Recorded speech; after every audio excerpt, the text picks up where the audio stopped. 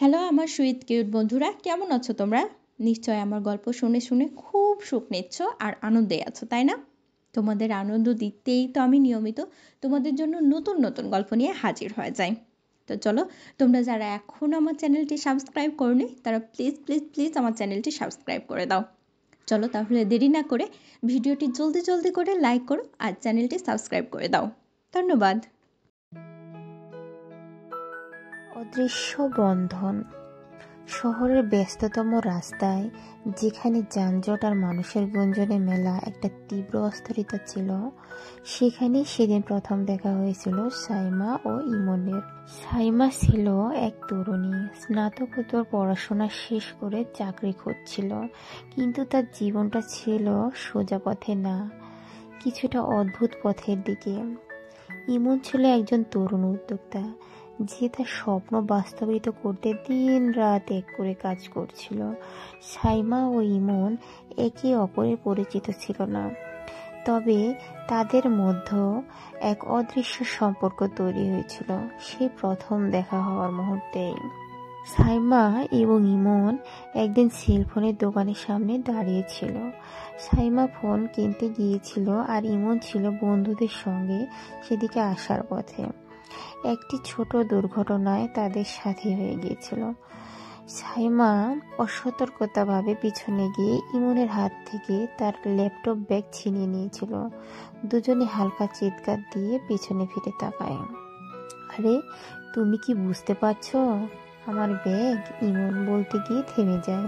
ওহ, আমি তো আসলে সজাগ ছিলাম না, দুঃখিত। সাইমা মৃদু হাসি দিয়ে বলে। এখন সাইমা এবং ইমন কিছু সময় ধরে একে অপরকে দেখে। দুজনের মাঝখানে সে অদৃশ্য বন্ধনটা মুহূর্তে তৈরি হয়ে যায়, কিন্তু কেউই তা বুঝতে পারে না। সাইমা তার ব্যাগ ফিরিয়ে দেয়, কিন্তু এক অদ্ভুত অনুভূতি তার মধ্যে ছিল।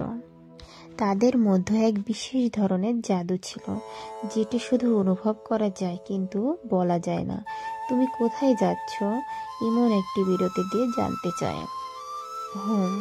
আমি একটা চাকরি খুঁজছি। তোমরা? সাইমা একটু থেমে যায়, তারপর বলে, আমি একটা নতুন প্রজেক্ট নিয়ে কাজ করছি। ইমন একটু হাসে। তুমি কি নতুন কিছু চাও? সাইমা হালকা হাসে। অবশ্যই, কিন্তু জীবনটা কখনো সরল পথের মতো চলতে চায় না। ইমন হেসে বলে, ঠিক, কিন্তু কখনো কখনো অপ্রত্যাশিত কিছু হতে পারে। এই কথাগুলোর মধ্যেও তারা একে অপরের প্রতি আকর্ষণ অনুভব করতে পারে, যদিও তেমন কোনো তাড়াহুড়া ছিল না। তারা একে অপরের সামনে দাঁড়িয়ে থেকে কিছুক্ষণ চুপচাপ থাকে। কিছু সময় পর সাইমা বলে, তুমি একদিন আবার দেখা করতে চাও? ইমন হাঁটি হাঁটি করে তার ফোন থেকে নাম্বার লিখে সাইমার কাছে। কবে যেন দেখা হবে? আমি অপেক্ষা করব।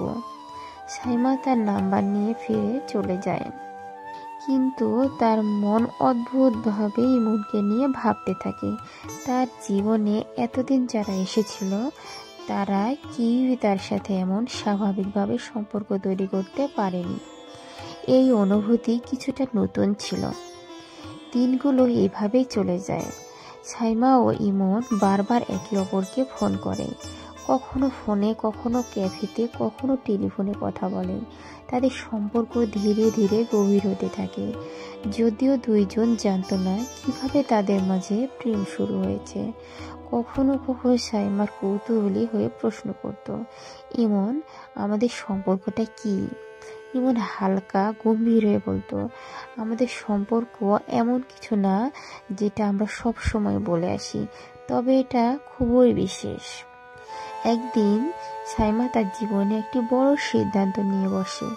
তাকে একটা ভালো চাকরি অফার করা হয়েছে, কিন্তু সেটা অন্য শহরে।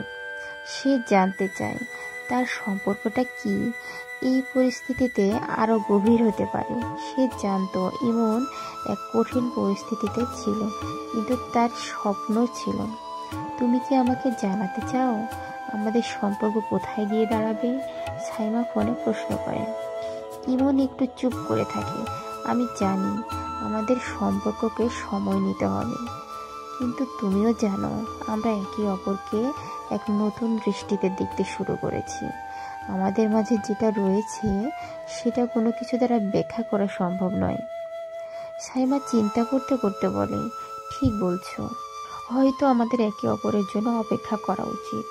এভাবে সাইমা আর ইমন তাদের সম্পর্ক নিয়ে নানা শঙ্কা, আশা আর স্বপ্ন নিয়ে একে অপরকে আরও ভালোভাবে জানার চেষ্টা করতে থাকে।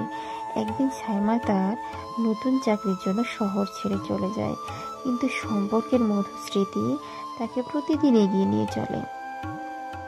অবশেষে তারা বুঝতে পারে তাদের মাঝে থাকা ভালোবাসা, বিশ্বাস এবং শূন্যতা কখনো হারিয়ে যায় না, বরং তা আরও দৃঢ় হয়ে ওঠে।